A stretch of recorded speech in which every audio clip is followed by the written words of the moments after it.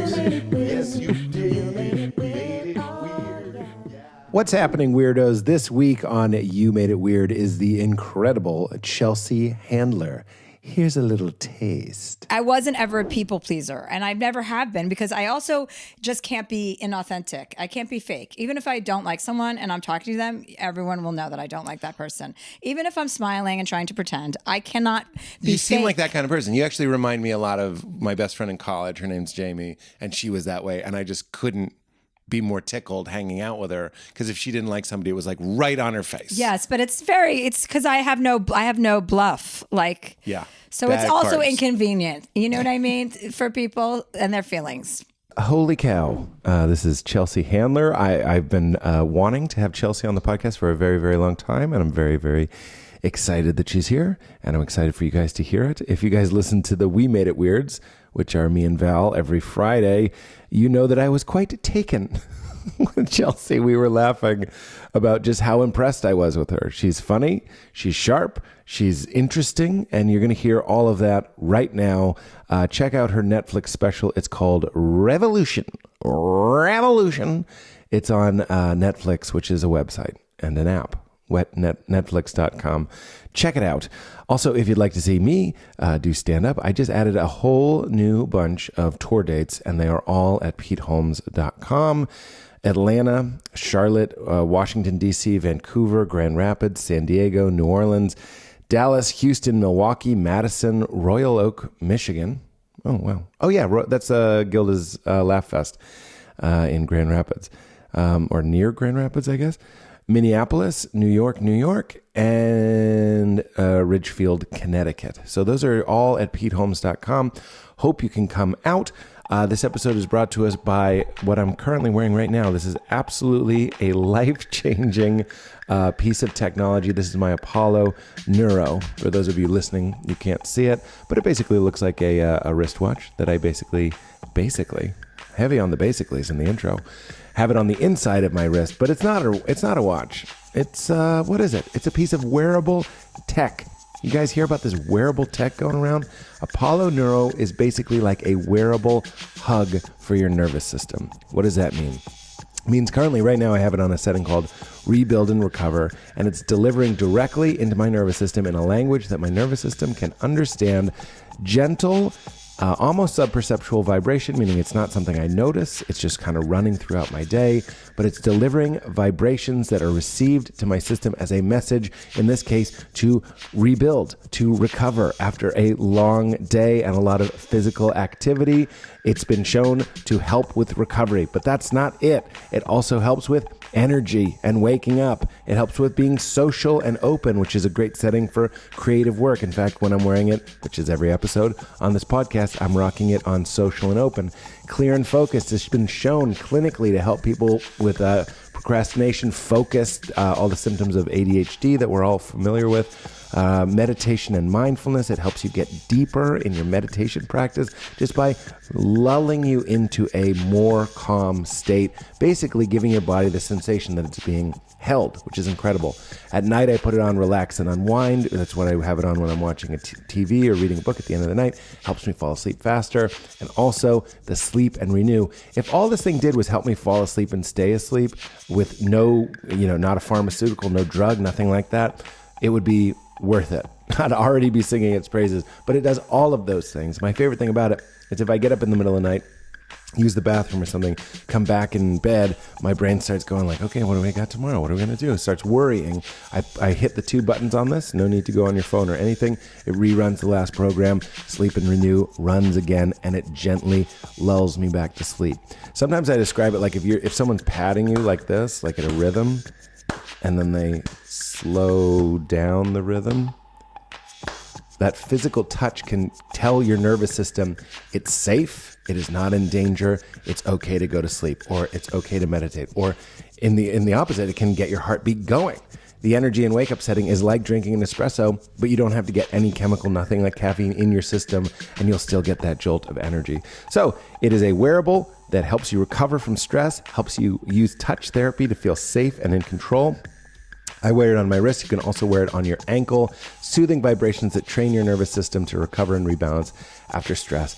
I always say this, but it is not woo-woo. It's not sold in crystal shops. It was designed by a neuroscientist and a board-certified psychiatrist who have been studying the impacts of chronic stress in humans for nearly 15 years.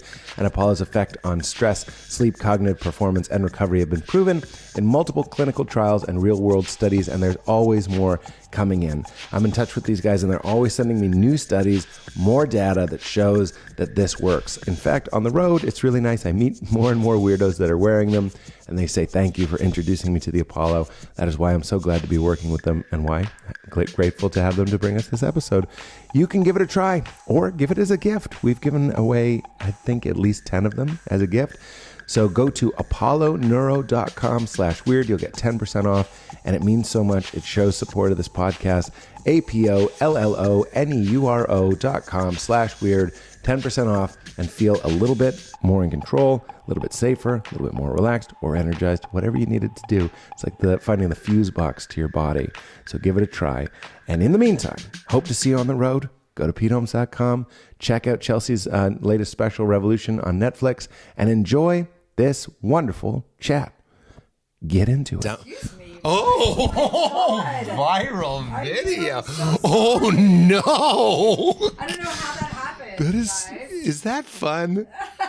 Is it fun to just, I mean, I always say to Val, my wife, I was like, I would have loved to have been like a big, sexy broad. A big-breasted, Like big-breasted just a bosom. broad. Yeah. Because I dated a big, buxom lady who Yeah. was very sexy. Like wherever Yeah. we went, she got kind of like comments, and I was like, that looks so. It looked like stand-up comedy became a person. It was like the look at me body, Yeah, like a Betty Boop body. a Betty Boop Like a body, curvaceous body. a curvaceous sort of.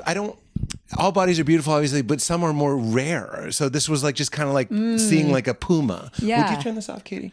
Just like seeing something. So and I used Why to you be don't like hot air blowing on you while you're talking to somebody with I a have microphone? enough blown at me from this direction. To camera. Oh my God. Hi, you guys. I didn't even see you guys standing there. There are three thin men. How exciting. Cyclopses. I love a cyclops. I was going to say black cyclopses because they are colored black, but I didn't want to get in trouble. Yeah. You can't say You black. can say it. I could say You black picked the right- cyclops because I would actually be talking about a black cyclops. That's the difference. Because are you going Smarter? Wait, what were you going to say? senile? Like I thought maybe you were losing your mind. No, I am losing my mind. Thank you. I am senile. And I mean, I've already forgotten more than most people will ever experience. That's right. And I meet people and I'm just like, hello, nice to meet you. And then they're like, we've met like 4 or 5 times. And I'm like, exactly. That's why I said, nice to see you. That's what I say now That's to what anyone. Even if that's it's what a you do. first meeting, you just say, nice to see you. Even though that sounds stupid. I think I met you IRL. Correct me if I'm wrong. I'm ready to be embarrassed in Montreal. Because I think I would have remembered. This past Montreal. This past Yeah, Montreal. yeah, I know. But we're comics, so we went right into it. And that felt totally organic. Yeah, Am I it's pitching like, a series? Back it up. Are Back you it at Air up. One right now? Yep. Okay, well, get out. The only place you can get back in your car and truly start- raw cashews. Truly raw. Can I just- Most raw cashews are steamed, Chelsea. Don't act like you don't Can care. I just tell you that- Don't act like you didn't like that tip. When you asked me to do your podcast and I looked at my calendar today. This is a podcast? Yeah, I don't know what this is. But I looked at my calendar today to see what was up, right? Yes. So I was coming over here. I go, I bet Pete Holmes lives exactly where you live. Is that right? Exactly. Can I ask, do you live near here? Because I No. went on a hike once and I thought I saw you. No, I hate hiking. I don't like snakes. It wasn't that kind of hike. It was I don't like hikes. What else you got? it was a hill. It was just a hill. It was Yeah. like a hilly area. I like to ski down hills, but I wouldn't be walking up one. That's where we're different because Yeah. I'm very tall. You're tall for a lady. For a lady. That's what wait, I'm saying. I'll get canceled for that. Why are you? I have a certain understanding of how tall ladies You're not are. allowed to mention ladies' height. Why are you even talking about height, Pete? Keep our height out your mouth. Yes. I said, yo, this is going terribly. Oh, wow. Yeah. All people, all different I have a question people for say, you. yeah. Are you religious? It's about to get A annoying. religious adjacent? I'm or? not religious at all. Sleeping in that Sunday, if that's what you mean. Okay, because when Taylor Tomlinson, T-Toms. when she brought you up, or when you gave presented her with her award this Yes. summer in I Montreal. forgot it. Yes, that's what I we was were presenting Amy with her Yeah. award, and you were presenting Taylor. Yeah. And I felt like there was some sort of religious connection between the was. two of you. And I think that's why they picked me. And when Taylor was in the newspaper, the New York Times, the Post, I don't know what, the Journal, who knows? Right. Okay. Linings The for Wall bird Street- cages. The Wall Street Just Journal? kidding. Is that what paper I'm you're referring shitting to? on big media. I just don't remember which one it is what I'm joking. I think it was the Times. I think I know exactly the article, and I think it was the New York Times. They wrote a really nice review about her stand-up, right? Maybe, but there's also been just like profiles about her religiousness. And I've often, because of this podcast and because of the first time she came on, we talked at length about her growing up sort of fundamentalist, that I was called in to comment for that. And because that association has been made, that I don't know what I am, but An like, acolyte? I'm an acolyte. I'm like a festering sort of virus that sees. Who isn't? I mean, there are a lot of viruses going around, and people's viral loads are way up. It's true. And there's something to be done with loads, but we're going to leave it alone. So you're not religious. I'm spiritual. Okay. Would I mean... Are you... I'm spiritual too. Are you Okay. spiritual like... What if I was like, really?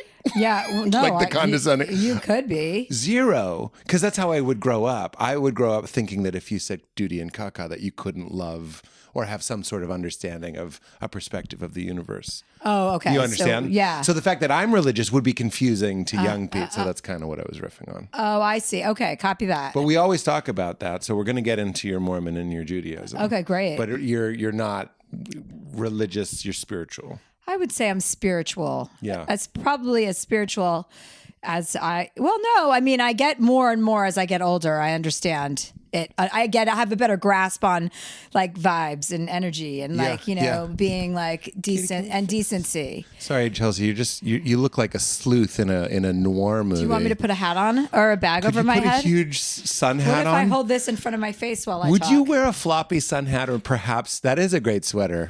Do you think I'm going to get... Should I be wearing sunblock in this room? Do you have any? You mean your don't. foundation just doesn't have like an I SPF don't. 12 in it? It probably does, but I'm not sure that I put foundation on today. I would do it down Honest. the way you just had it. There's one. I think it's coming from there too. Should I put my sunglasses on? Oh my God, you actually just- look kind of cool. I want to just be accommodating. I mean, I'm not really concerned with how I look, so don't worry about Okay, it. is it not in your eyes? No, well, it is now. There we oh! go. That's You look like better. Cindy Crawford in like a '80s Pepsi commercial. Oh, you know what? Like That's remember when really- Venetian Blinds? Yeah, Yeah. it just went right to your heart, didn't Yeah, it? that did. That Right? really warmed me up. Yes. Are you JKing right now? Because nothing was No, I think more that's important. a big compliment. Yeah. I'll take it. Yes. Yeah. But also in the '80s, to extend the riff, Venetian blinds and light coming through them was like Richard Gere looking out a window, Venetian blinds on his face. yeah. We couldn't get enough of that. People still seem to have Venetian blinds in special situations, and they should be recalled. You know? What do you mean in media? No, just in In places. life. Just like they're right This- here. this is wrong. They're happening right now as we're talking. So you're not the only person that hasn't gotten the memo about the 80s. We got to get rid of them. And you actually have gotten the memo, and you And still yet, have them. you know why? We always record this podcast at 11 a.m. We moved it to old 3:30 for guess who? Oh my God, that's so thoughtful and accommodating. Well, no, Thank you're you. thoughtful and accommodating for being here. Thank you. And we're thrilled. Great. And so are the two ladies in that house that we went right around. Good. This ain't a meet and greet. No, This ain't it's a meet and not. greet. It's not. a Fucking meet and beat greet. it. This is the meet and greet right now. What's This is the meet and happening. greet. This is the and meet. then greet. And then, that's what's going to happen. I won't even talk to her. Look, Don't talk to she Katie. just keeps looking down. She's just so nervous right now. But they were very excited. And I'm Well, very that's very excited that you're nice. here. I love that. Yeah. Why wouldn't you? Yeah, who wouldn't like that? Let me tell you a couple. You did a great job. I thought we both did a great job if I could. In a shit situation. It was 11 a.m. in Montreal and we had to do an award Oh, no, show. everyone And you did had a to great bring job. up Amy. And Amy did great. Taylor did great. Farrow was great. Jay did great. yeah. And I did great. I'm going to throw myself in the mix. You did do great. Me You persona. know who didn't do great? Robbie Praw. I can't say this. I don't have any Netflix specials. Robbie was and excellent. I discussed it on our last phone call. Actually, it. he said, he said something about Gerard hosting the Globes since I was hosting the Critics' Choice Awards. Yes. And then he said something. I said, well, remember your speech in Montreal? And Robbie goes, yeah, I feel like everyone remembers that and not in a good way. I would. Okay, that's So I didn't hilarious. say that verbatim, but that's the message. See, you've gone into a riff zone that I can't follow you because Robbie Pra is the comedy booker for Netflix. I love Robbie. And I know you do, but you're all over Netflix, and I'm friends with Robbie, but I can't make fun of his speech at Montreal Right, because, right. old Holmes is going to cross his desk. And he well- smashes it like a whack-a-mole because I riffed on a podcast. Oh, yeah. gotta think Well, big. put it on me. Put it on me, Robbie. It's on me.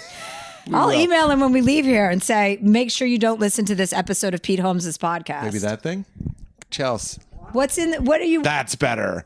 Like we're lighting you to be a villain in the movie is yeah. what I mean. Well, we don't need that. I'm That's it. already a big villain.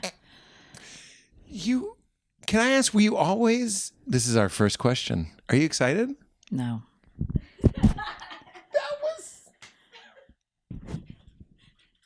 We could be You done. seem excited. I'm excited that you just did that perfect delivery of no. It was perfect. What if you had been like, yeah, that would have been so disappointing. Well, not if I was really feeling that way. That's true. That would be cute, I guess. This is for you if you want it. Is it a matcha popper? drink. It's a popper. I know you like drugs, so What is it? it's Magic Mind. It's just the drink. You have a water there, and that's Magic Mind. It's got a little matcha in it, and it helps you think. I just had one. I love it. Shake it up first. There's steps. And then just shoot it. Is that how you take a sip of something? No, you shoot it. Okay. This is, if I sip, I'd go like this. This is shoot. That was mouthwash. What you just did was mouthwash. You're all over the mimes. It's good. You're going to love how you feel in about 10 minutes. Okay. It sounds like I just gave you Molly. Did you make this yourself? It does look like I made it with a funnel in my kitchen. I have my mic in my hand. I forgot I was on a podcast. Yeah, sweet Where riffs. do I discard Throw it this? at Katie. I know. I'm not going to do that. It's nootropics, I adaptogens, might need to snort the rest of it later. and matcha, and you're going to love it. And if you want some, I'll give you a case. Here's my first question.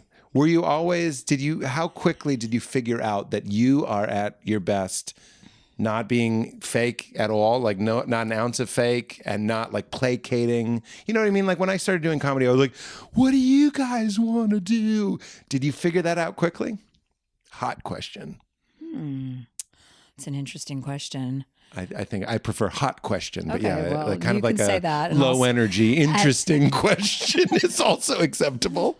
I think I just I don't know really if I'm not a people pleaser. Like I like to do my job and be professional, but I don't need everyone to like me. And I don't have that.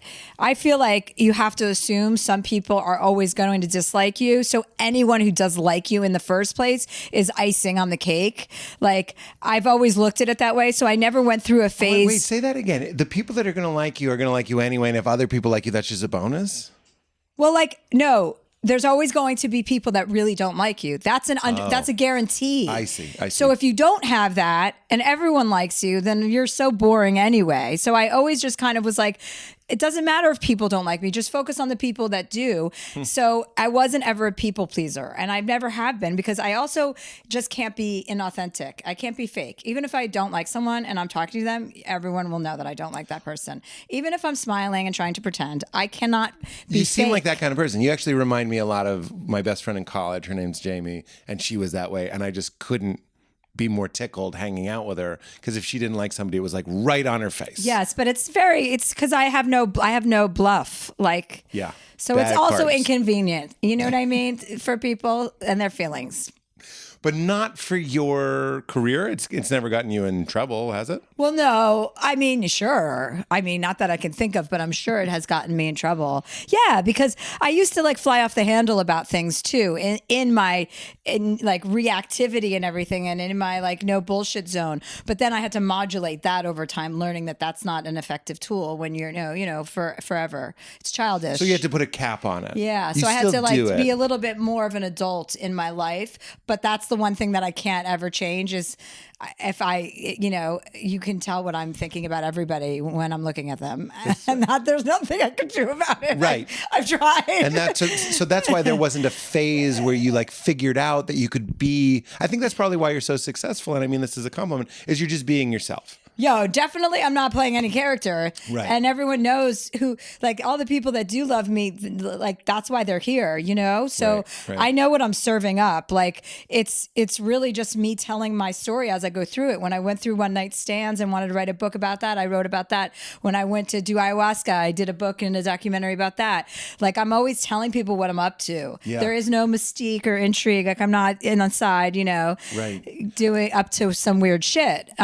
What does it feel? Okay, this is a leading question because I catch myself different from you. I bring my weird stories to the stage and then they laugh.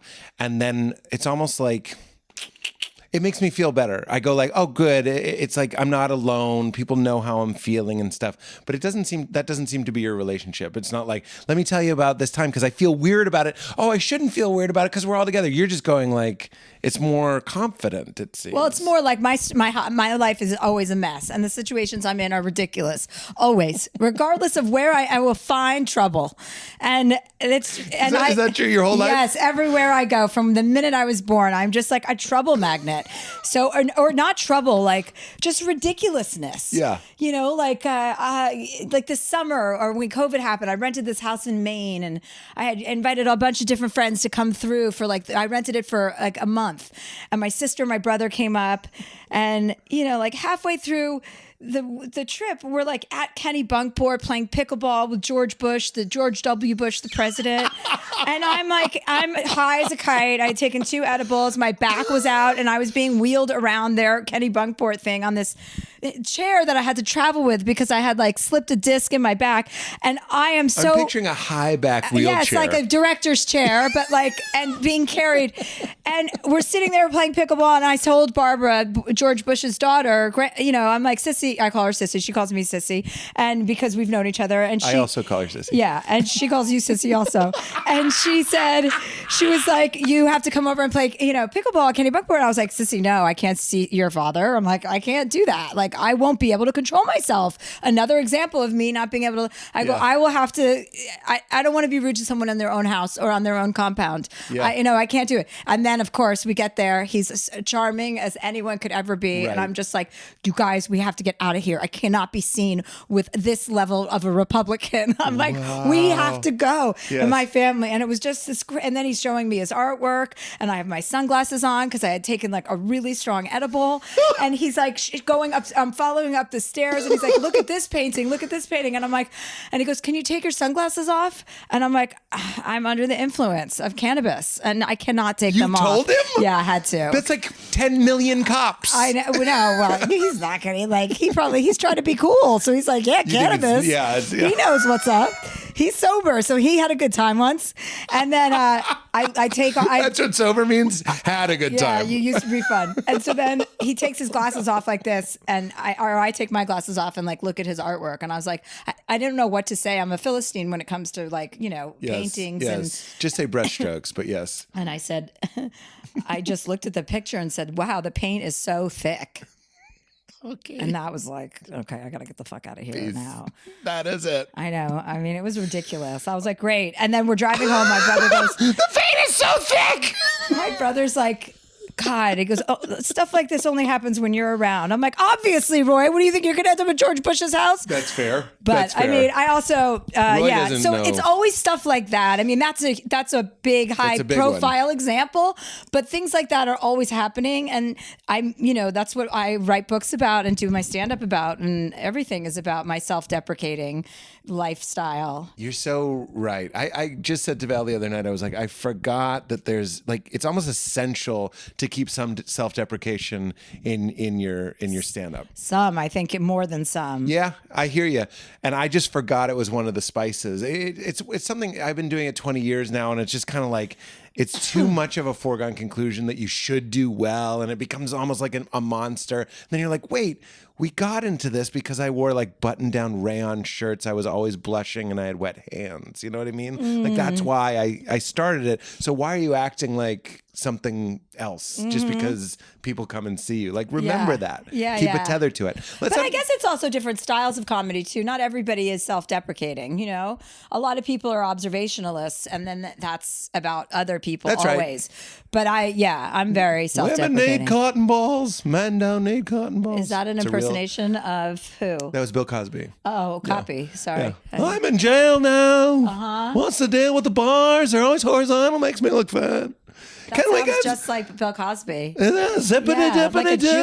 a Jewish. Yeah. Almost. What's the deal with Claire? It's almost like a black. She speaks Spanish. It's never really explained. It's almost like a black Seinfeld. Theo, get in here. Okay. Ordinary people. Okay, I'm getting it now.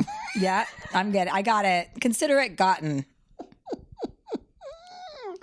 Let's unpack that George W. a little bit, just a little bit, because you are a coastal elite liberal. I'm just kidding. But Yeah, I am. That's but you're not exactly- a Republican. No, I'm not.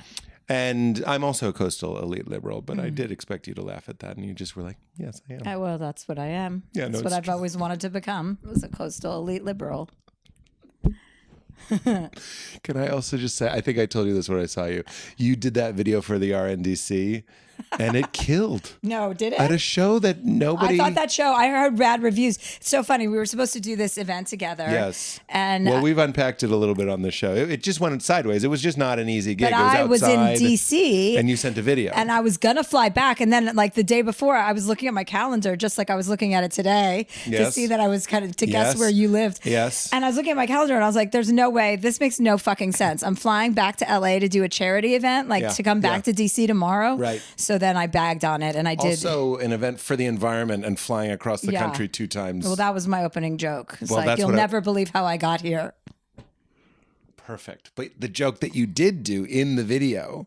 So again, I should have been more self-deprecating at that night. A lot of nights I look back and I'm like, oh, I should have just gone more low status. And you kind of went at that in this very charming way. Oh, well, thank that you. Yeah, it was incredibly right on tone for you not being there. Oh, Which is a nice. pretty good skill. Big compliment. To prophetically go like, I think I know what it'll be. So it's all these big wigs, and then it's a thing for Julia Louis-Dreyfus, and it's a thing for the environment. And you made this perfect joke about because of course none of us ever fly private, and then you went, and I was like, it was right there. 2 things. I was like, one, write material for the event, because that's a much safer way to score, and also, play to the audience. Well, thank you. Yeah, you did a great job. Let's unpack the coastal elite Okay. liberal.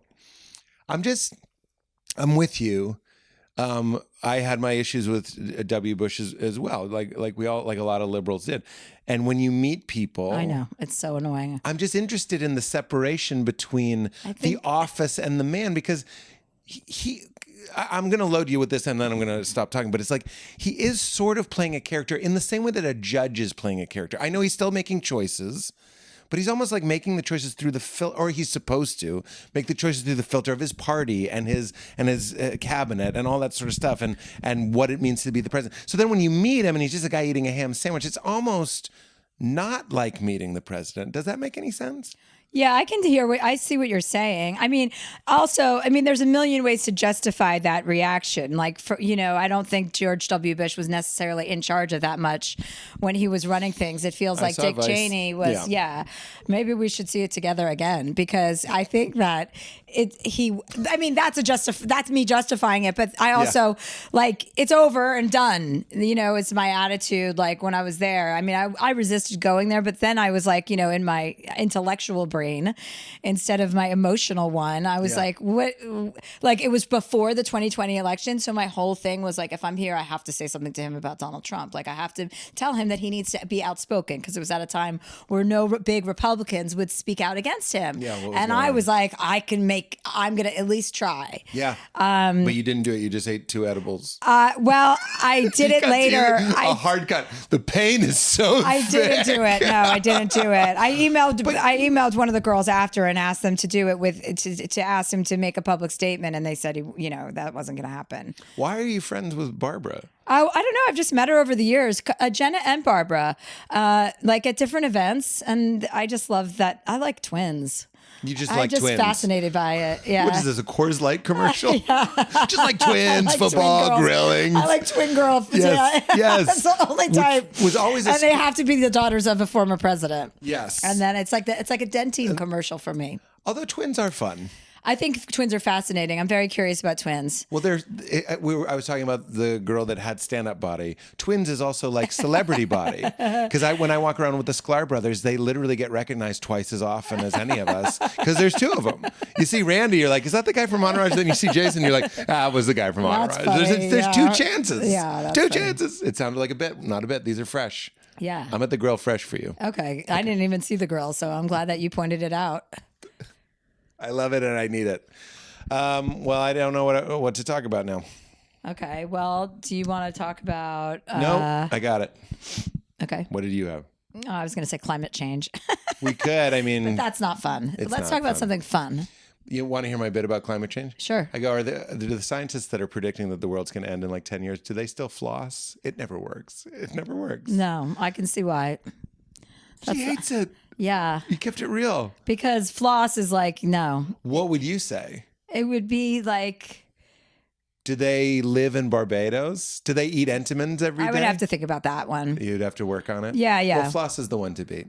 Okay. Here's my question. What does it feel like for you to not be real in the times that you have to suppress? Is it, Oh, I don't like that feeling. Incredibly I don't like painful? being fake at all. I don't like.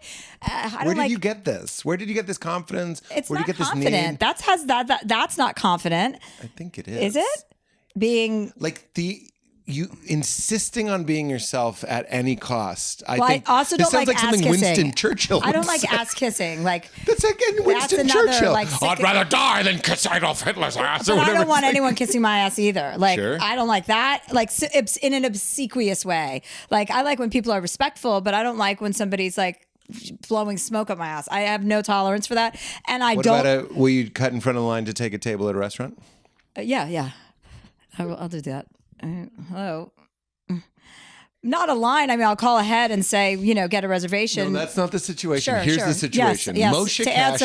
Kasher and Yes, Natasha definitely. Leggera are waiting in a maitre And I d'. cut them. You walk in and they go, Yeah. Miss Handler. Yeah. And they remove Moshe's drink Yes. from the table. Especially them. I'd cut them twice, those two. For sure. And they know what I'm talking about. What if it's a person that's a fan? Cut in front of their table. Yeah, you walk into the restaurant and this What's- Uh-huh. person is like, "Oh, so nice to meet you, Chelsea. It is our 15th wedding anniversary. No, We actually no, met." no. And then they go, Not if it's not. No, okay. I wouldn't do that. So as soon as they're human, it's like naming a No, lobster. if they have an anniversary. Well, you can't boil a lobster you named, is what we're saying. Well, I don't know. I've never had a lobster for long enough to Name even it. find it. Yeah, I'm not going to house a lobster. But you understand. Good use of house. Thank you. But as soon as you name a lobster, you can't boil Larry. I would boil Larry. would? Yeah. Who cares? Really? Yeah. If I named a lobster, I would have no problem eating that lobster. Really? Naming it. Going, this is a delicious Larry. Yeah, and then shooting it with like a handgun to kill it. Is that how you kill lobster? Yeah, it's better than boiling it alive. It seems like the quickest way to get a lobster is to shoot it. Shoot it. You could shoot it in that middle part where all the green gunk is. Nobody likes that. I think that's their asshole, The asshole is in the middle. which is The old middle I think asshole. where the green stuff is. Isn't that their shadoobie? You know, I believe it is. So wherever that's their intestine then, and then their asshole, I guess Is you're shadoobie. saying is not in the middle of their body; it's on the end. well, maybe it's like us. Like my poop is like around here too, I and think then it that's kind where of works its way yeah, down. because isn't when it? you open a lobster, it's I- centralized, I like a saw you on centrifuge. Hot ones, and you eat a centrifuge. Yeah, a Very nice. centrifuge. A very nice. A scent, SCENT, because it's their poop. A centrifuge. I saw you on Hot Ones, and you, like me, will eat the cartilage off a bone, and Oh, my yeah. mom Oh, will rip gross. the legs off a lobster and suck them. Oh, Because she's a first generation Lithuanian. You don't throw that. Oh, are you sweet leg meat away. Lithuanian? Oh, that's nice. What are you? just like Russian, Polish, and German. Oh yeah. Yeah. Yeah, Yeah. nothing too exciting happening over here. Yeah, it's a snooze. Well, I was going to mention that you got really sad when you found out that thing on the Ancestor show, but it's not that kind of show. No. Do you want to talk about the Holocaust if we're not going to talk about climate change? Yeah, that's a good shift. That's a Okay. good, I mean, that's a little bit more upbeat. kind of change a lane. Let's not talk about the Holocaust. We're leaving climate change. You pass the Holocaust Okay. in a lane, and now we're going into another lane. Okay. Which was what it feels like to be fake. You hate being fake. Okay, right. Yes. And you hate having your ass kissed. Kissed. I don't want to get my ass kicked either. Can I just agree with you that the times when I was in a club, like in New York or anywhere really, and they were really mean to me. Like I have a memory of them being very mean to me. Like the owners or the bookers or the other comics? Yeah. Yeah. The one that comes to mind is this place in Milwaukee. I just Googled it. I wanted to see if it was still holding on to it. Like what Oh, happened to really? that What guy? happened? Just like they used to put a gun on the table when they pay you. They scared us. Like it was just like a scary situation. Yeah. A gun? Yeah. Oh. They prided themselves to be like mafiosos. Oh, well, that's not, yeah. And I think you'll hate this. I can't forecast climate change or how you'll feel. But I said to him, because I was so ass kissy, because I was a year into comedy, and he had a great club. I was like, such a great club. Thanks for having me. And he was like, it's because when we walk him to the table, we go, you ready to laugh? Like he took credit for Yeah. it, that he Right, scared right, them. right. And it was like, it's not just the perfect acoustics and the location, it's Yeah. you. Mm-hmm. Anyway, why did I bring that up? I don't know. If I go About- back to a club like that and then they're nice to me, it actually makes me feel really sad. It's not angry. There's something about phoniness or like, why would human beings suddenly be nice because you've been on TV? Can you relate to that feeling, or is that not why you don't like having your ass kissed or kicked? I mean, I like when people like have accolades or they're like fans of mine and they're sweet about it. I just don't want like there's a way to say I'm a big fan of yours or I like you, without kissing ass. Kissing ass is fake. It's just like you can smell it from a mile away. That's why I like comics who I guess, try and play a persona. It's like you have to really be that person to some degree. You know what I mean? Facts. And pick your persona wisely. Yeah, because like some of make them it suck. connected or adjacent to the one you're already working with. Facts. I see a lot of comics get stuck in their persona. We say that. I say whenever stand-up comedy, it's one of my favorite pieces of advice I picked up along the way. It's like pick one that's close to you because you don't want to get stuck until like what if you change? Or don't pick a persona. Yeah, it's even better. But if you're gonna pick a persona, then make it relatable to who you are, or closely Find the related. 70%. What is the 70% of your personality that shows up the most yeah. consistently? That's your persona. Yeah, right. Like I believe Jerry Seinfeld really is like Theo. Oh, sorry, that's Kramer. Like that's not. It's just. I a was in callback. love It's with just Bill a callback. Cosby growing up. Yeah, I loved him. I know. wanted him to be my dad. Same. I wanted him, and he probably wanted to be my dad too. And Krasinski to camera one. I just was like, this is the life. These guys have the life. I wanted to be part of the Huxtable family. Oh, yeah, sure. Like I just when they would sing loved it. songs. It was just so idyllic. I know. And all the shows with their swinging doors for the kitchen. I've never been in know. anyone's house who really has a swinging door. I did a multicam and it had a swinging door and it made me emotional. I Because know. they have to, yeah. It was probably the set from The Neighborhood. But When I moved to LA when I was 19 years old, I was like, thought I was moving onto the set of Three's Company. I was like, Yes. come and knock on my door. Yes. Like I was ready to live on the bike path and just roller skate everywhere. Wait, you could be like the Susan. Yeah. And people say I look like John Ritter, so I'm just saying. Oh, you do look like You're John like a Ritter. high- we and could I make have that a thigh happen. master. So there we go. It's like basically done. Did We it- just have to get Mr. Roper and Mr. Furley. Actually, Eddie Pepitone. I'm more into Mr. Roper than Mr. Furley. Who was your preference? I'm trying to remember. I think I like the old guy. They're both old. Roper is Roper. older. Oh, Roper. Yeah. Mr. and Mrs. Roper. Mr. Furley That's was the one single. I liked. Yeah. I didn't. And a fuck with flaming Furley. homosexual. Yeah, I was more about the couple that was so annoyed because I think I related to them. Even as a child, I was like, I would hate these swinging singles. I don't want them living together. Like I related it because I grew up religious. Oh yeah, right. You mentioned Petey Asks. It's the name of the podcast. It's not. Is it called Petey? No. Oh God, I was like, that's You made it- embarrassing. You made it weird. What is it called? You made it weird. Oh, Is the name of the podcast. oh. Tell me about ayahuasca in a way that you didn't tell Stephen Colbert because I need more. I'm just kidding. I think you. Why did you do it?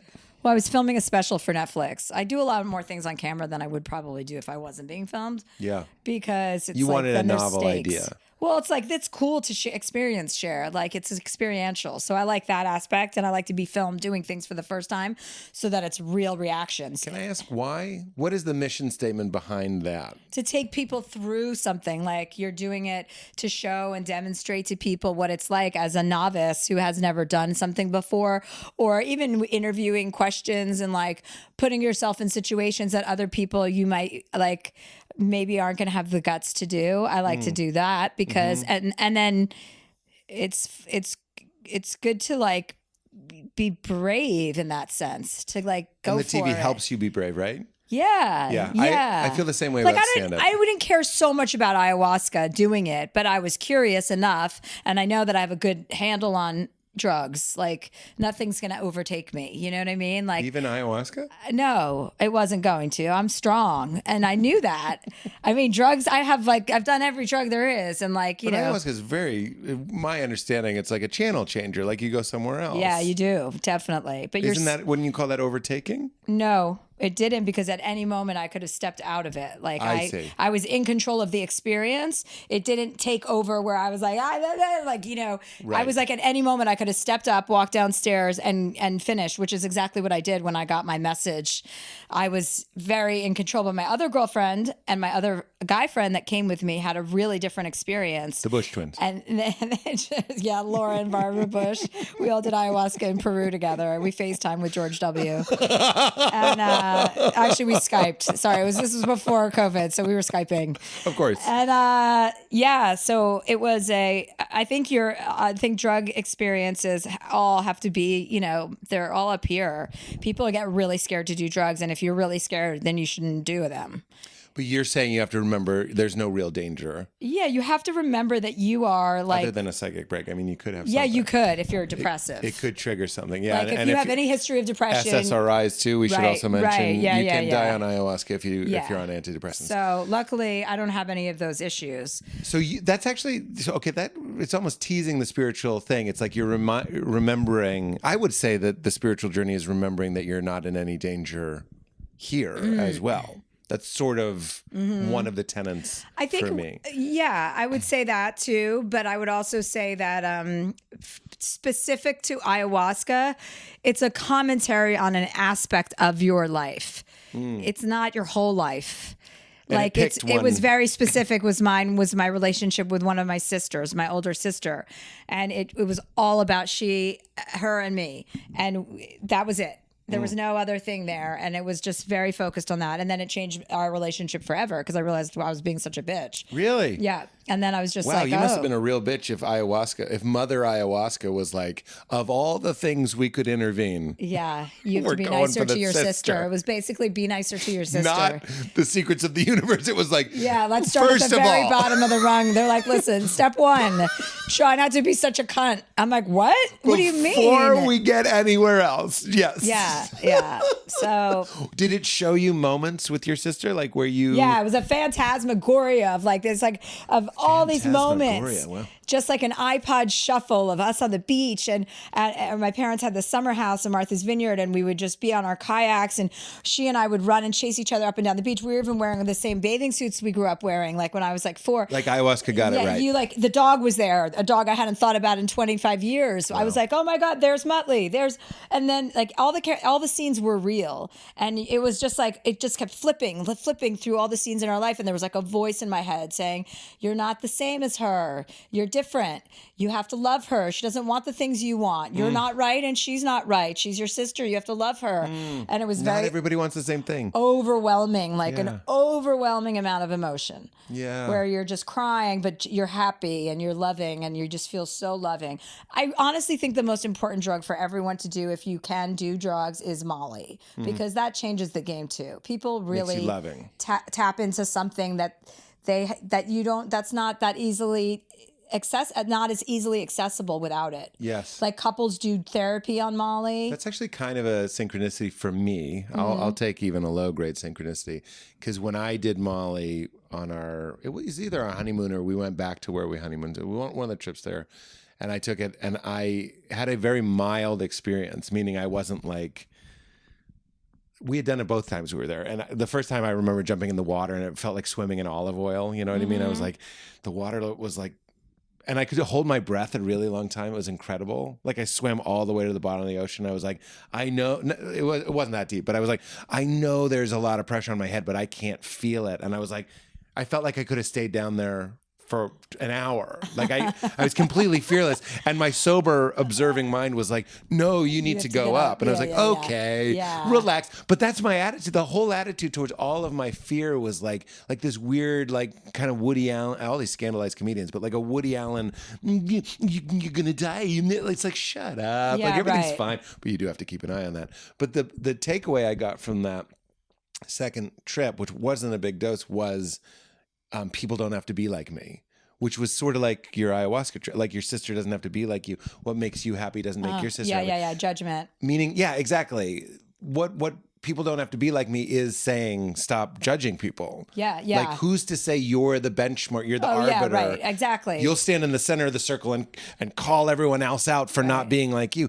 But when you really hear that, it's like, it's the most simple thing, but it's like the biggest game changer in the world, like one of the biggest game changers. Yeah, as long as you're listening, right? If you can hear it. Yeah, but I think under those circumstances, I mean, drugs are just phenomenal in the way that they can heal people and the way that they can build your awareness and perspective, because it's not natural to be always thinking about the way other people are perceiving things. We're so far up our own assholes for so many years until we actually decide, oh, I want to dig even further up my asshole and go to therapy, because that's basically the irony of like becoming less self-absorbed is that you have to talk about yourself for several hours a week to unpack it all. Well, the way to the darkness, the way the light is through the darkness. Yeah, it's not with around yourself. it. You're like, oh, fuck, you again? Yeah. But it's worth it. It's not pretty, or, it's not. But like, there is a level of, confidence, and there's a level of integrity that come along with doing that kind of work on yourself to find out why you're a fucking asshole when you're an asshole. Why are you reactive? Right. Why are you competitive or jealous or or why are you not happy for your friend? You have to pick yourself apart and be honest with yourself and say, this is where I'm coming up short and this is how I'm going to improve myself. And you have to be serious about getting bad information about yourself. People are going to you're paying someone to tell you what's wrong with you. And, you don't have to frame it like that, but that's what it is. You're like an outside opinion. Yeah. You're like, I'm going to need a second opinion on this. Yeah, that's really interesting. Val and I were just talking about how drugs can, even though it doesn't matter, I'm not going to clear my throat there. The idea that sometimes you don't know what you feel. You know what I mean? You're so conditioned to be a certain way or to think a certain way, meaning you don't even know what you don't know, meaning you've been watching movies, and we watched The Cosby Show and that told us what a family should be. And we watch advertising and we listen to music and we're part of this culture so much so that, we're fish that don't know we're in water. Sometimes you take a substance, like a holy substance that reminds you like, you're none of those things, which leads me to my next question. Meaning those things were added to you, but there's something more fundamental that you are, and I would use capital A-R, you are truly underneath, and those like other lenses were added on top, but you need to get in touch with what you are. When you took ayahuasca, you said it's all in your mind.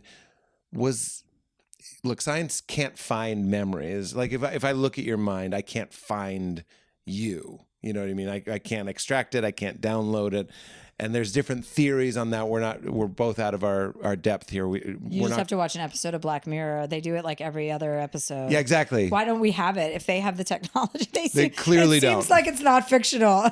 Right, like somebody over there figured it out. Let's go. And they're trying to prime it into the awareness. The worst one was they had an episode where they like get someone's brain chip, so then and they jog their memory, and so everything they did is recorded in their memory. So if you were involved in a crime, like every little thing, is recorded. Right. And I was like, God, I hope I'm dead by the time this becomes a reality. Well, that's interesting. But then you are the person that just told me a story about ayahuasca showing you a memory with your sister, and you remember the bathing suits and a dog you hadn't thought about. So like, where is that? And the not being able, either of us, to get the answer, having an experience like ayahuasca, did it enter your mind that it was possible that your essence traveled or joined with a higher consciousness, like not just exploring the four corners of your brain, but something a little bit more substantial happened? Yeah, I felt definitely like I was above and out of my body. Yeah. Felt like that for sure. Right. But when I wanted to be grounded and I wanted to feel my body, like, okay, can you feel your legs? Can you feel your arms? I would be able to. Yeah. And then if I let myself kind of slip away, Yeah. I would be over my body and kind of looking down at this view that was the scenes that were playing out from my childhood. Right. So I've had a lot of spiritual experiences, because I mean, you can do acid, you can do mushrooms, and all of those things have healing benefits as well when you're doing it with a professional or you're microdosing it for, depression and Or at a Korn concert. Anxiety. Yeah, exactly. But I've had a lot of Spiritual experiences. doing Tell it me. electively, not trying to have a spiritual experience, but trying to have fun with friends and taking a bunch of mushrooms and then having like a real, Well, that's one of my favorite things about it is that I've been told there's an expression in India that God, we're so materialistic that God came to us as a material. Does that make sense? Like the 60s and now we're in the third wave of psychedelics. It's like there's a yearning for our true selves to connect with us. Yeah. And if it's in this culture or this time or whatever, it sort of meets you where you are. And we are in a place where it's like, there's a lot of this going on. There's a lot of eating. There's a lot of pleasure seeking. And isn't it funny? Ancient Greece was the same way. The ancient rituals, it's like there's all this decadence, and you do this stuff, but you end up having an ego death, which isn't something that you would normally sign up for. Right. I don't know if I feel like ego death is the goal, but how could you possibly be involved in like everyday life and also exist like that? Well, it's temporary. Temporary. But ideally, like if you wanted to become someone like Eckhart Tolle who just seems to have an ego death. Yeah, he did. I mean, like even Deepak Chopra seems to have an ego, but Eckhart Tolle seems like he's on another field of consciousness. Completely. Are you down with the toe? Yeah, I'm into him. Me too. I think he was the first. Were you there at the show? It was a couple months ago. No, I'm not that into him. But I mean, I haven't seen him live, is what I'm saying.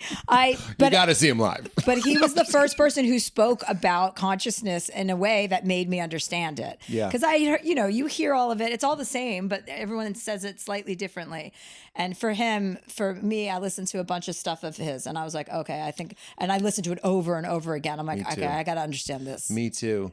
It's funny. Well, when you were talking about your ayahuasca experience, one of the things that you were doing was remembering to be the witness of it. And that was your advice. Yes. I know you weren't giving advice, but when we're freaking out, even in our waking life, if we want to call ayahuasca kind of like a dream, I know it's not a dream, but it's a hallucination. But in our waking life, this hallucination we're having right now, if I'm feeling anxiety, there's a great value to going like, I'm seeing the anxiety, like I witness the anxiety, meaning this is a Ram Dass quote, but is the part of you that's noticing the anxiety, is it anxious? Or is the part of you that's noticing the depression depressed?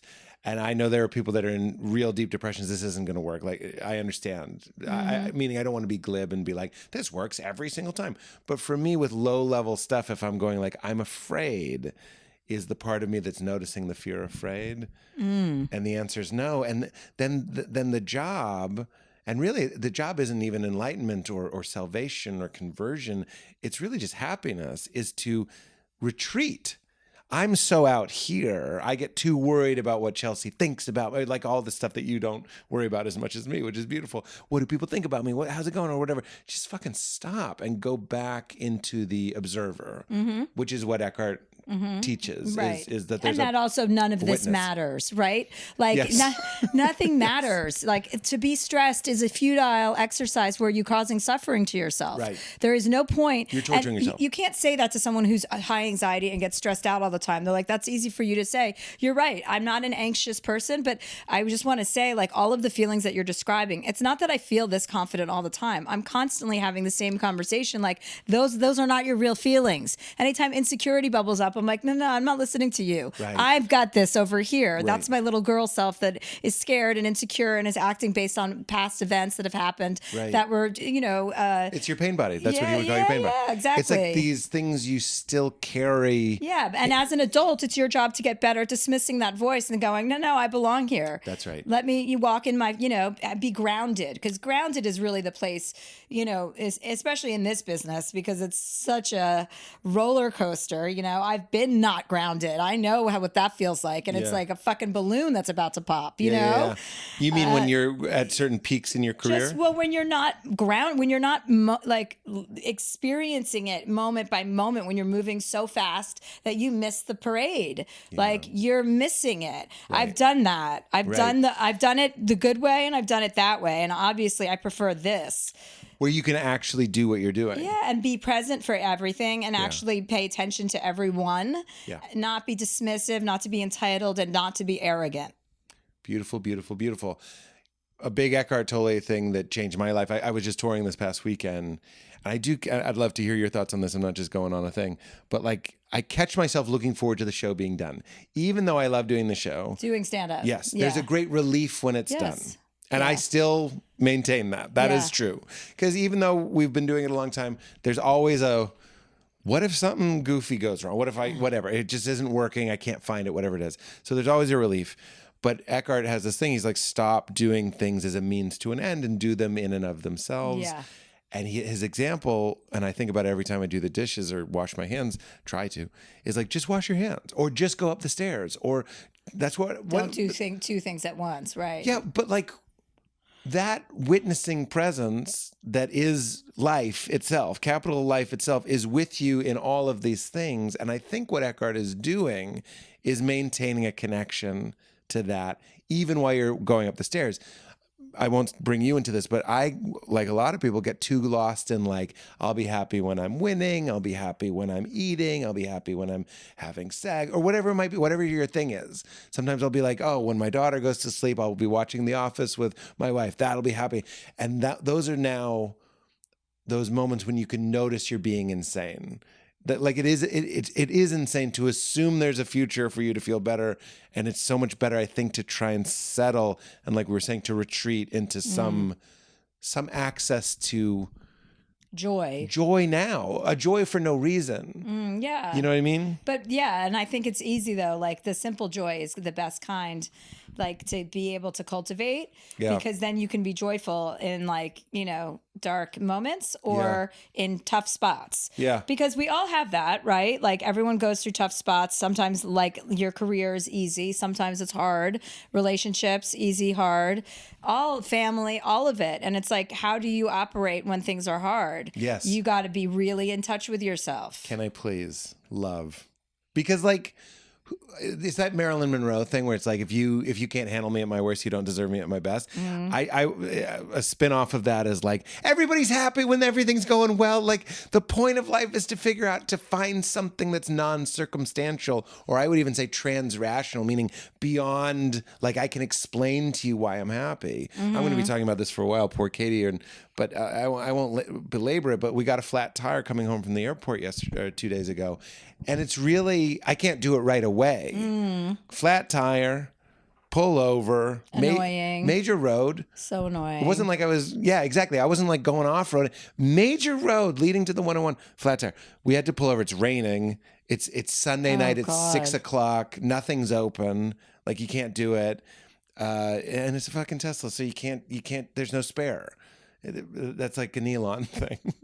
I know. Thank you, Elon. I'm just kidding. Sick of him. So, well, more on that. But we're in the car, and Val is a mindfulness teacher, and it was very helpful. When I was worked up, she was calm, and then she got a little worked up, and I was calm, and then we both like found a cruising altitude to just be like, we're sitting in chairs. You know what I mean? Yeah. We're sitting in chairs. I know that sounds so silly, but like, what is the issue? I know you're on hold with a tow truck. I know we really want to get home before Leela goes to bed. But really, right now, it's another Eckhart Tolle thing. Sorry you brought him up, but I'm just going to gush it if you don't mind. He's like, you haven't been waiting in line at the airport for 3 hours. You're waiting in line at the airport right now. And I use that one all the time. Stop torturing yourself with the memory. Like, I've been on hold with this tow truck for 45 minutes. No, you haven't. You're on hold with the tow truck right now. Yeah. We took an Uber home. It's also just when you see yourself lose your cool, it's so not a hot look. Facts. So it's better not to do that, you know? And I die. Chels. When we come We'll leave back, that hanging as a question, as an open-ended question. we're going to go to the little mid-roll ad, but when we come back, I'd love to talk a little bit about, you talked about when you're not grounded, because that's very interesting to me. Okay. And I'll commiserate with you that there are times when you start to lose your footing. So we'll get into that, and I actually, believe it or not, prepared some questions. It just says nipples here. Oh, So- did you want me to take out my nipples again? Oh my God. Well, I come feel back like after the every- mid-roll for a blurred nipple. We have to blur okay. it. I can't do a whole interview without taking my top off. I hope you understand. So stick around for that. We'll be right back. Pardon the interruption, weirdos. This episode is brought to us by our friends at Sunday's Food for Dogs, the only dog food that is healthy, easy to store. It's basically like having a box of cereal in your pantry. Easy to store, meaning you don't have to have... we tried this one thing where it was like little containers all up in our fridge. Like 70% of our refrigerator was dog food, which was ridiculous. This is Sunday's Food for Dogs. It's like having a box of cereal, easy to store, and for real, like a 90s dog food commercial, when I break out the yellow box of Sundays, Brody loses his mind.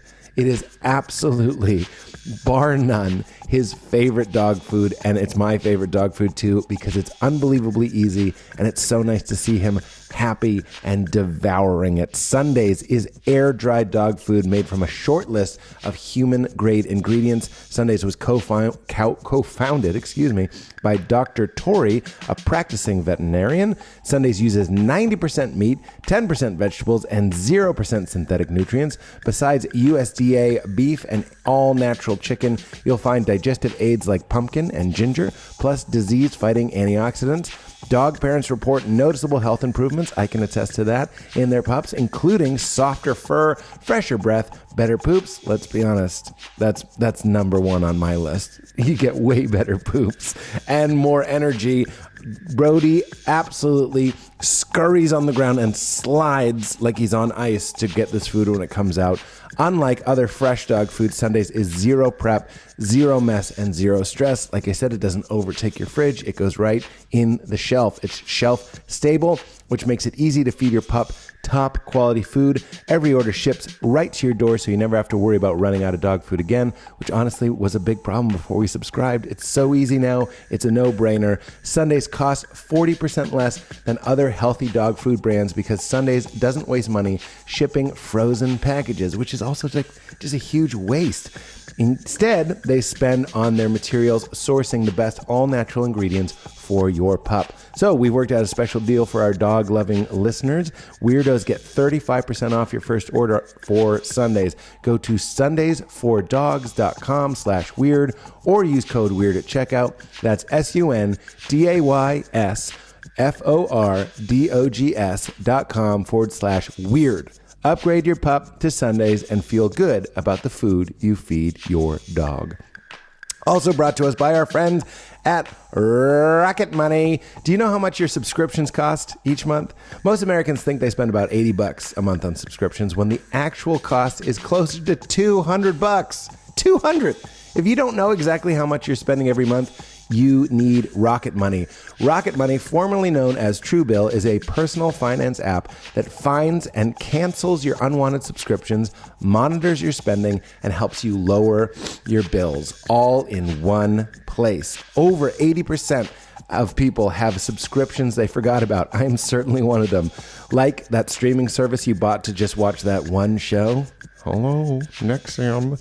Or that free trial you never even used. Rocket Money will quickly and easily identify your subscriptions for you so you can stop paying for the ones you don't want. Simply find the subscription you don't want and press cancel. Rocket Money will cancel it for you. No more long hold times with customer service or tedious emailing back and forth where they're just trying to trick you to stay on.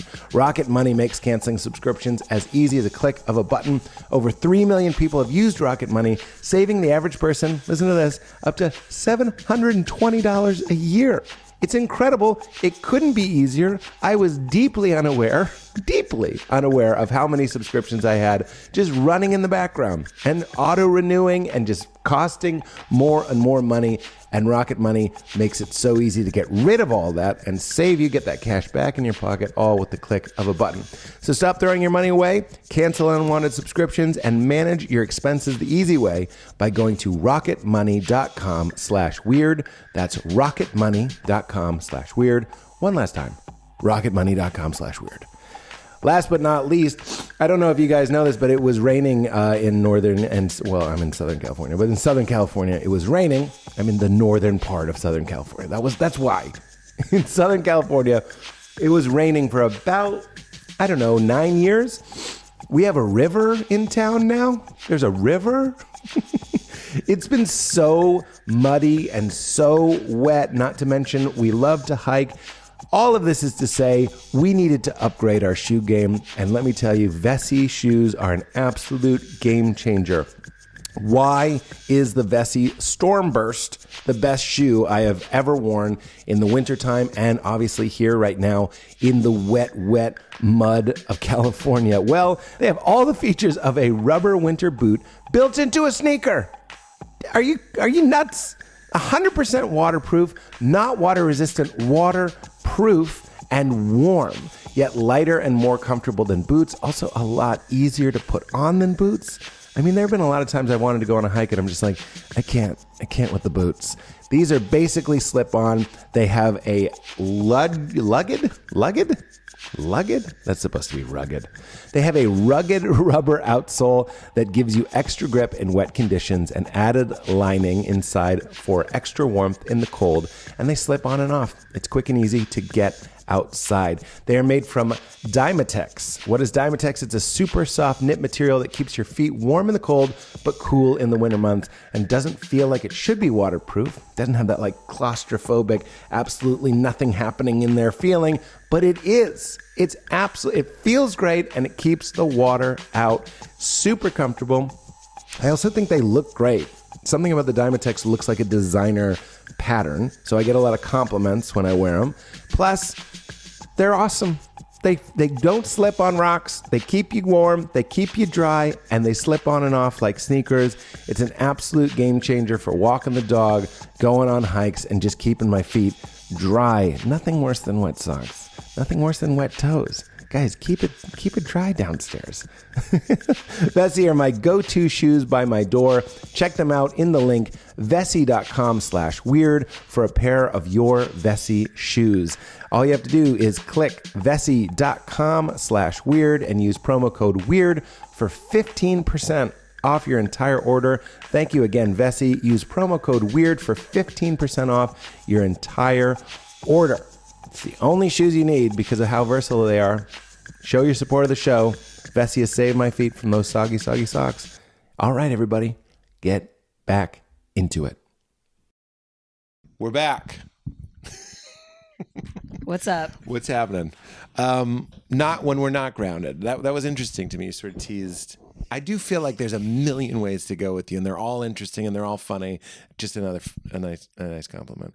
I do want to talk about the times in your life when you kind of lost your footing, when you didn't know. So many times. Tell me, like, was it your first break? Was that a tricky time? No, it was probably like, probably when I was leaving Chelsea lately. I just was so sick of everybody and everything and working and my voice.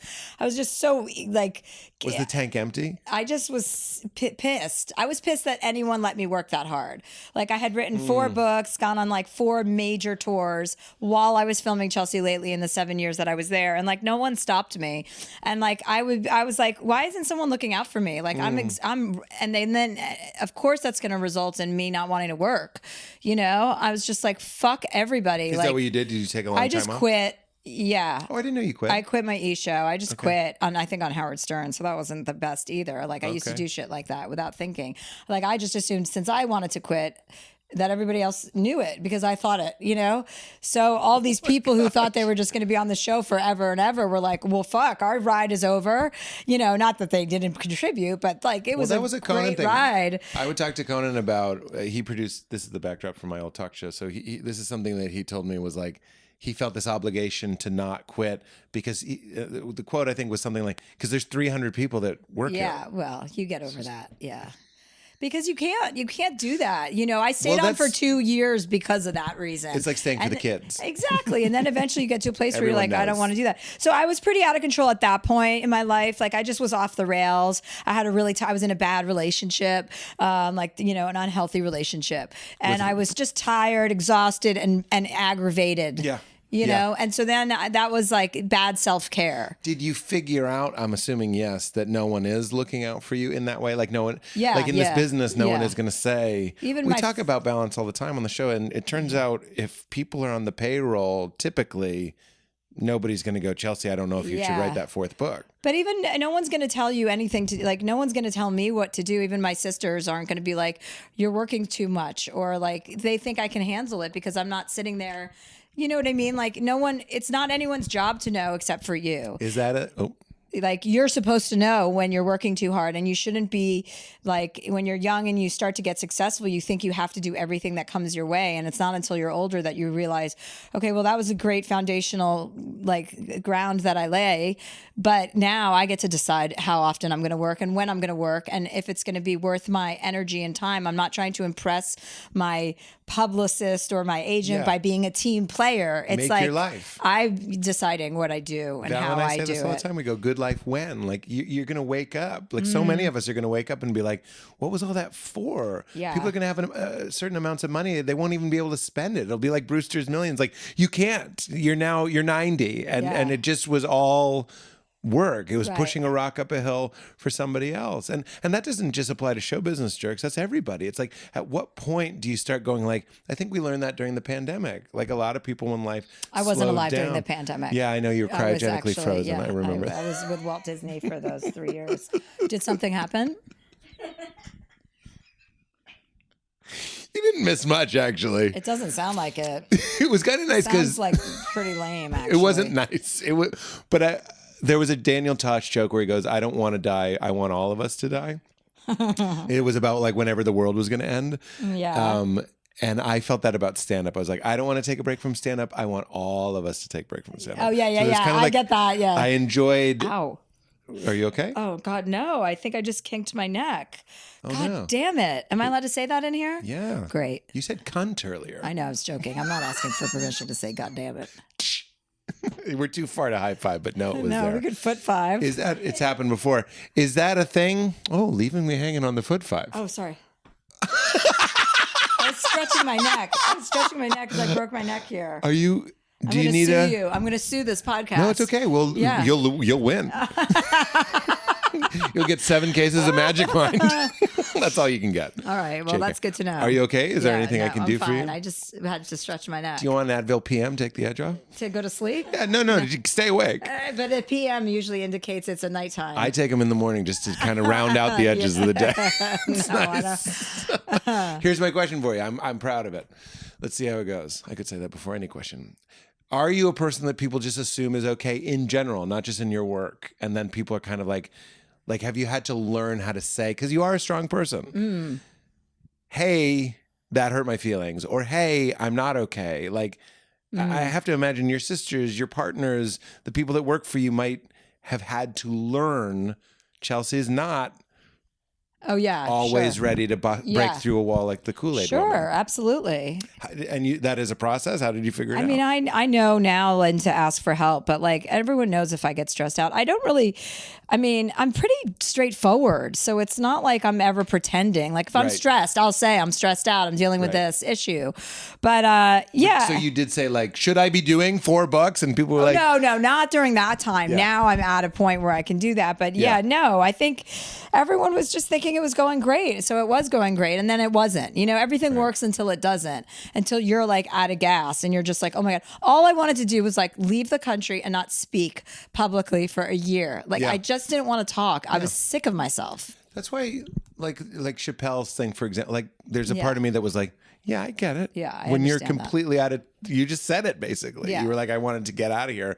And did you, after you quit? Forgive me for not knowing, but did you basically? No, don't worry about that. bury I yourself? took a year off. Oh, I got a Netflix deal. Netflix. I signed a deal to do a talk show. First, I said I don't want to do a talk show right away. I need a year off, and they said sure, you can take a year off. But I said I'd like to do a documentary series with 4 documentaries, and one of them was the ayahuasca episode.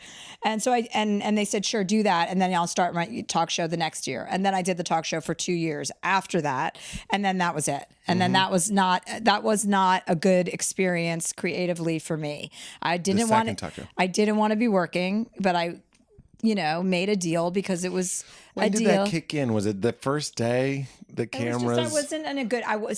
That's when I was not grounded. I was not grounded. I was not secure in my decision making. It was just a very difficult time. Can I just offer, almost in my experience, nothing worse than to have the appearance of your dreams coming true and being miserable, like feeling sort of worn out. Yeah. Well, it was more that I just was so unsure of myself. There were so many circumstances around it that just weren't it wasn't easy. It wasn't easy. What was shaking your confidence? I don't know. I guess maybe leaving E and, that was a big shift. Everyone couldn't believe that I would walk away from something like that.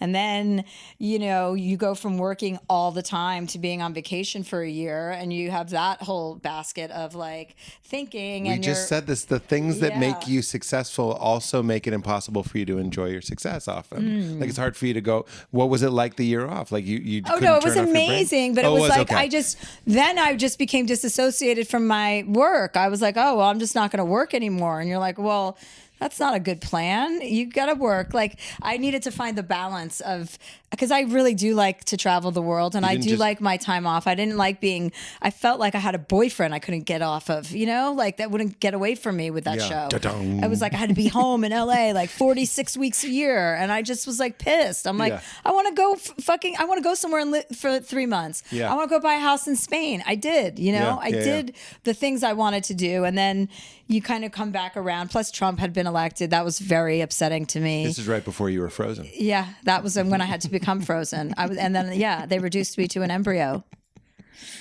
Oh, you were a little froze, and then they regrew you. Yeah. That's great. Yeah, it's amazing what they can do. And they can download your brain.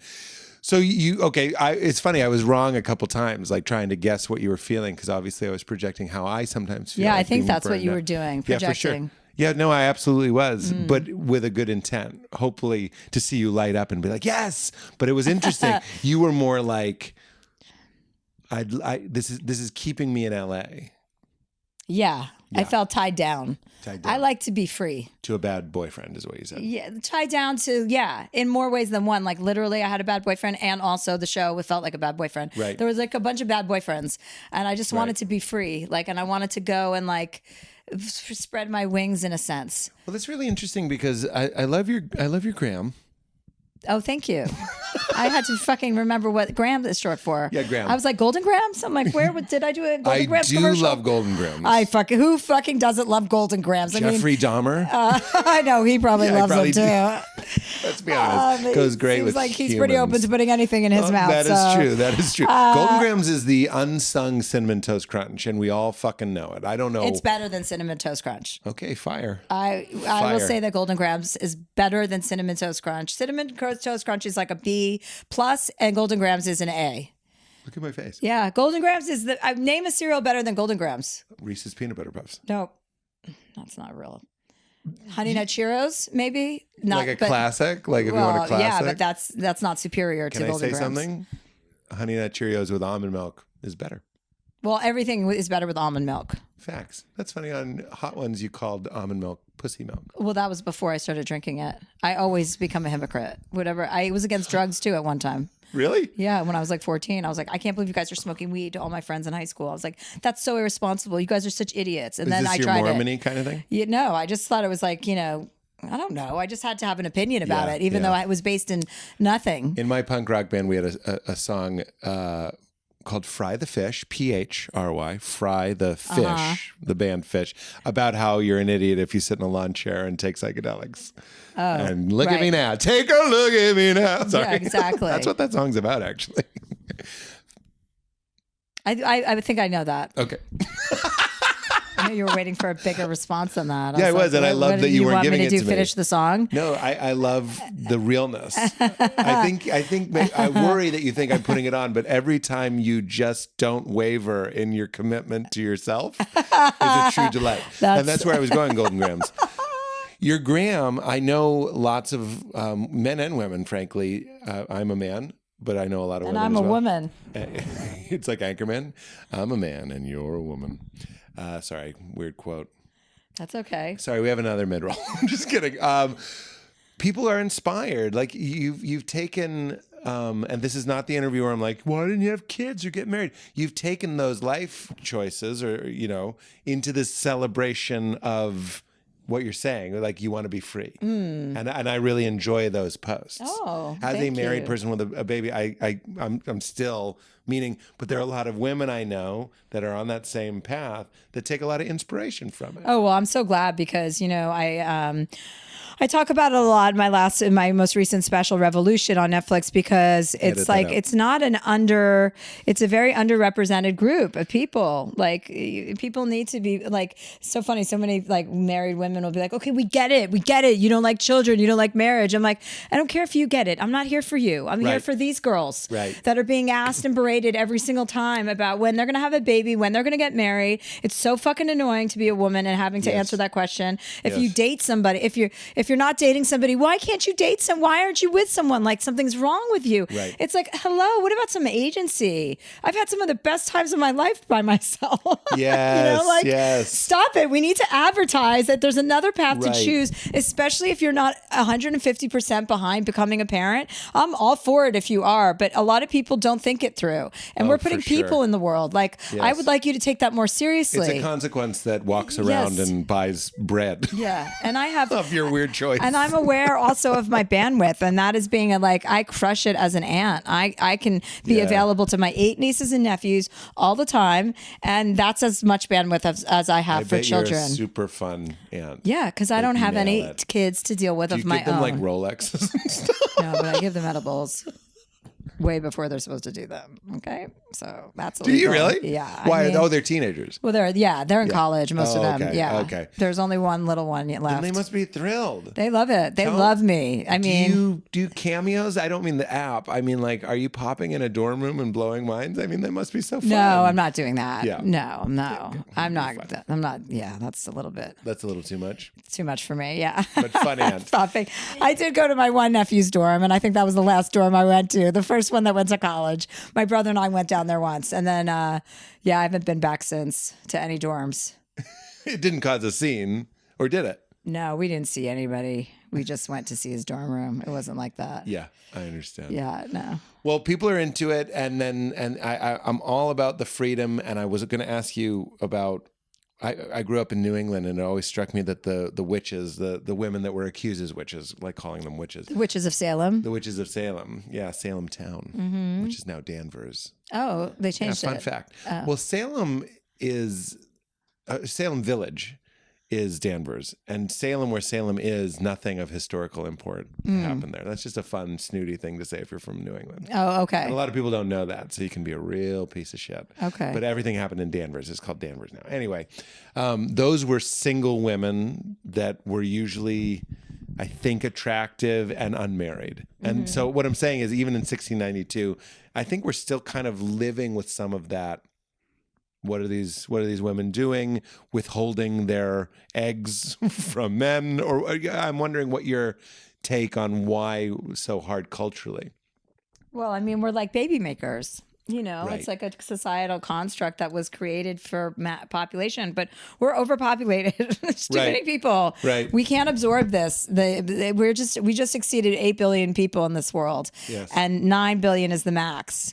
Yes. China, luckily, population is the one country that's gone down because of their one baby rule. That they had for so many years.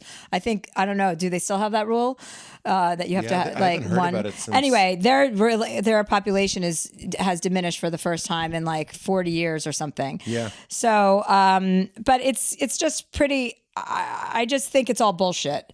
Like anyone who tells you what to do or you're expected to do. And I just think all of that's bullshit. Like you have to really understand what your purpose is and what you're good at. And then try and just like whatever you can do to like spread good vibes. It's funny here sitting on this couch in our lives, I feel like that's kind of commonplace. Like nobody can tell you what to do. But I actually think what you're saying is super, super important and can't be repeated enough because there's a lot of people. I'm from Boston, so I had family members that I swear when they were in Boston, they were still under this like spell. There was like a spell that you have to do certain things. I swear I've seen gay people pretend to be straight. I've seen people that didn't want to have God, kids. how tragic. Have kids. Can you imagine having to pretend? Also, listen, like, let's not. Or just straight people thinking they had to get married or whatever Well, it was. right, but I mean, yes, it's all fucked up. Like Yeah. to have to pretend that you're something that you aren't is terrifying and horrifying. And also, I'm a white, straight, cis female. You know what I mean? Like, so Yeah. it's not like I came up against all these challenges. Right, You know, right. I'm pretty confident because my Right. life hasn't been that difficult. Right. You had a lot more advantages than me. Yes. But yes. I mean, I probably did. With these boobs, I probably did have more advantages than you. I mean, it's not like I had a hard time. That was a good breast and. accomplishing my goals. It wasn't that hard. I mean, I've been through traumatic situations. Yes. But I haven't ever come up. Yes. You didn't have systematic oppression. Yes. Yes. Have you ever seen a ghost? You seem like a lady that's seen a ghost. I don't think I've seen a ghost. No, Really? I felt a ghost before. Tell me. I mean, I don't have a great story about ghosts because, again, really not my problem. You know what I mean? Yeah, sure. Like, I'm not going to get scared about a ghost, but I had a boyfriend who had. Was he a ghost? He had a haunted house. He was haunted, and his house was haunted. Oh, no. And there was definitely a ghost in his house. I mean, that I felt 100% that was a ghost. Really? So it Multiple was times. just a vibe. Yeah, like doors slamming, cold breezes, footsteps, like. Chelsea, this is a good ghost story. Yeah. Yeah, I just stayed away from that part of the house. It was a part of the house. Yeah, a little bit. The ghost wing? Yeah, kind of. And why didn't he move? Because it was like it was his summer house, and Summer ghost? yeah, summer ghost. He was summering there. Mhm. He was actually from Nigeria, and he summered in the Cape again. Cape Cod. Yeah, Cape Cod. We had a cottage in Cape Cod, and we thought it was haunted too, but we were kids. Everything's haunted. when Yeah, we're a kid. I mean, I Cape believe feels things are haunted. probably haunted. Yeah. There's what about people a UFO? lingering around. UFO? Yeah, probably. I mean, I haven't seen one myself, but yeah, I could believe all of that. Here's one I bet. I've been wrong so many times I couldn't be more happy. You seem like somebody who maybe has talked to some pretty high-end psychics. Yeah, definitely. Ever have your mind blown? Oh yeah, I had an Asterian astrologist who reads your chart, the time of birth, and your date of birth. You don't give him your real name. His name is Jade Saluna on Instagram. So he doesn't give us his real name. He That was a doesn't. great riff. That was funny. Yes.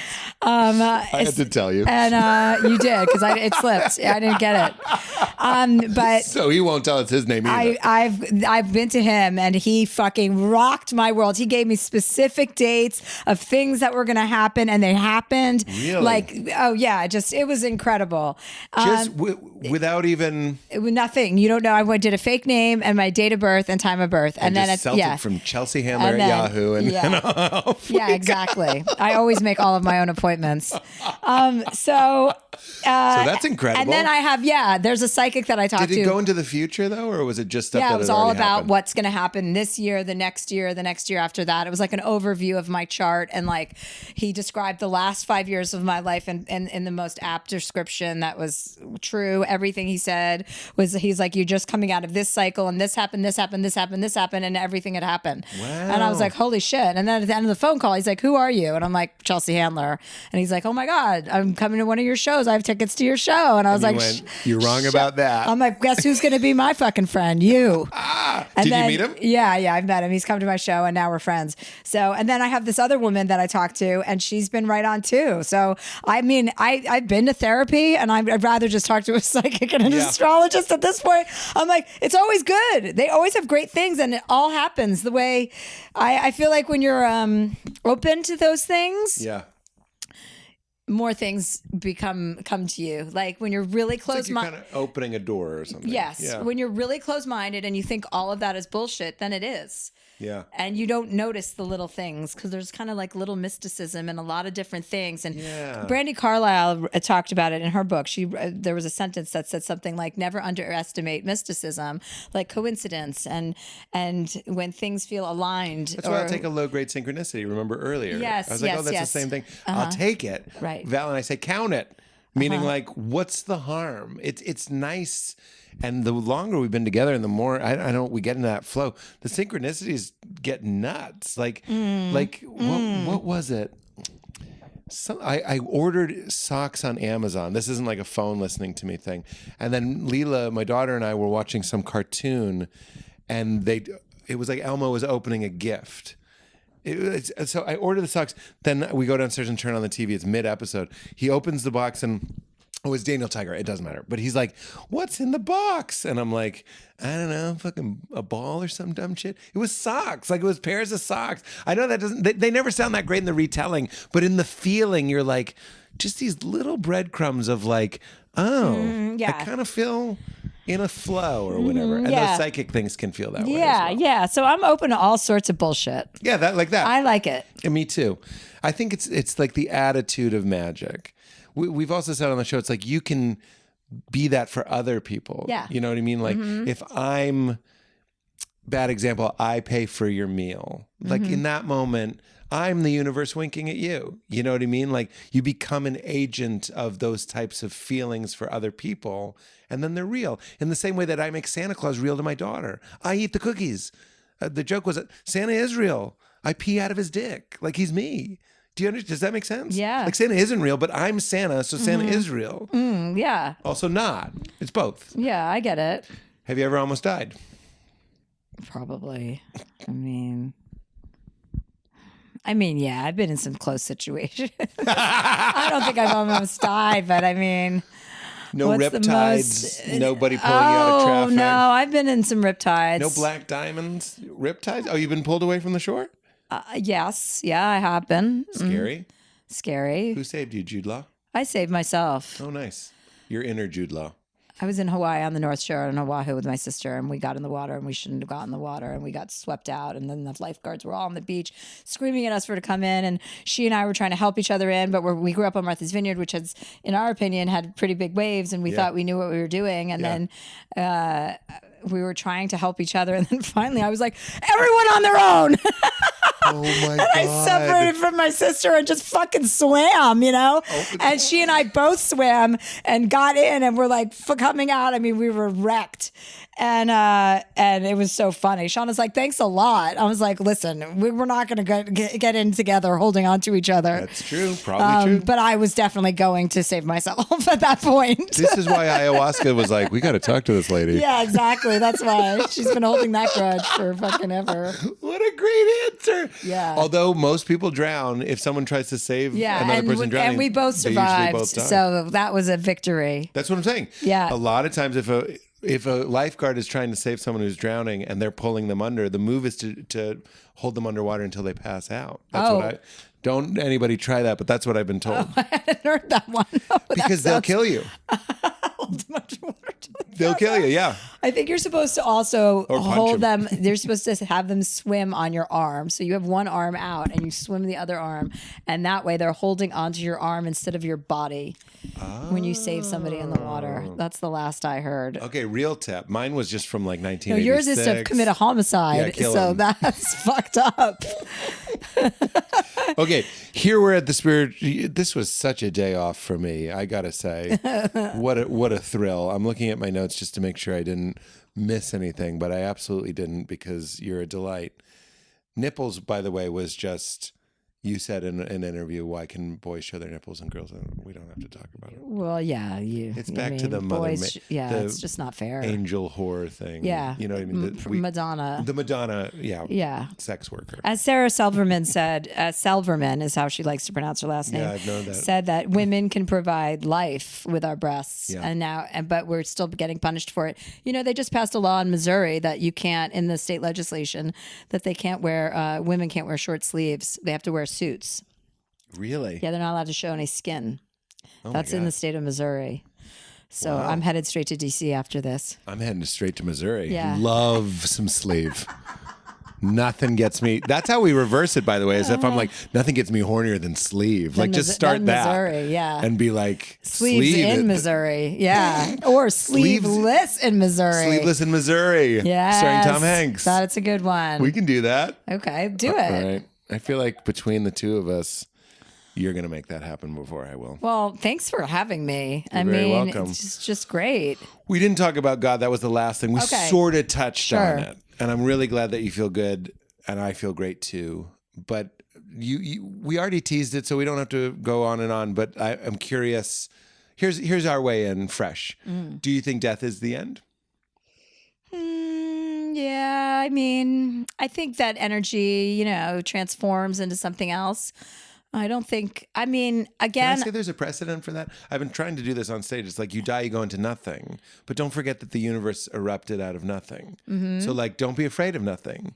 Because it's the end, except when it's the beginning. Does that make sense? well, no, like- not really. But I think that Well, then let me say it 3 more times. I think that, I think it's whatever you believe in. It's nice to have an open mind so that just in case, I think there's something mystical there too that I can't put my finger on, but I definitely have a very close relationship with my mother who's dead, more so than when she was alive. Like I know when she's on me or around me and I feel her. So I know that's that. On you? Like her energy's on me. Like I could see if I could feel her like Holding your arm as you Near rescue me. her in the ocean. near me. No, she's never. Yes. She's like like this, but it's an energetic thing, and the more tapped in I got to it, the more I believe it.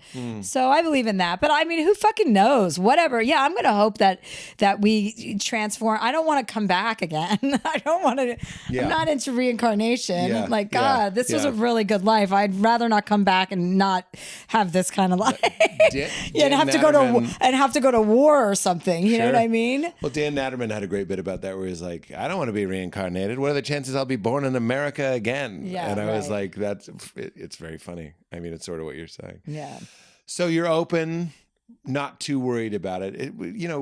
Eckhart figured it out here. Is that something? I feel like it's important to respect the idea of all of it being a possibility and to respect the fact that you're not here for yourself by yourself, to be really conscientious and mindful of others, to really be able to be like kind of a beacon of light to a lot of people, especially when people are in like arrears or having a bad time. Like I really like to show up for people when they need it so that they feel like seen and like loved. And I feel like when you focus on doing those things and your intention is really coming from a loving place, then the whole fucking world opens up to you. Agree. Then you can be great at your stand-up. You can be great at your TV show. You can be great at hosting, whatever it is you're into. Yeah. When you're acting in love and like kindness, like everything kind of comes together in an easier way. Life becomes easier. Yeah. Staying in touch with that kinship, that Yeah. shared love that we all Yeah. have. Yeah. Completely agree. And this isn't the last thing I'm going to say, but that's what you're doing here today. It's so nice that you've shown up to this. And I really appreciate thanks. it. Yeah. You're not phoning it in. This is the last I feel like question. you're phoning it in a I little am. bit, though. But I'm very good. At phoning it in? Yeah, meaning me phoning it in is better than a lot Most of people. people Yeah. really preparing? Yeah. Oh, If I was really at it, I'd be speaking in Latin. okay. I don't know how it could be better. My riff was I'd speak in Latin because I think I'm so good. That would be the only way to improve. Do you speak Latin? E pluribus. Oh, unum. Yeah. There we are. Okay. I just say e pluribus because everyone knows. Yeah. Unum understood. Okay.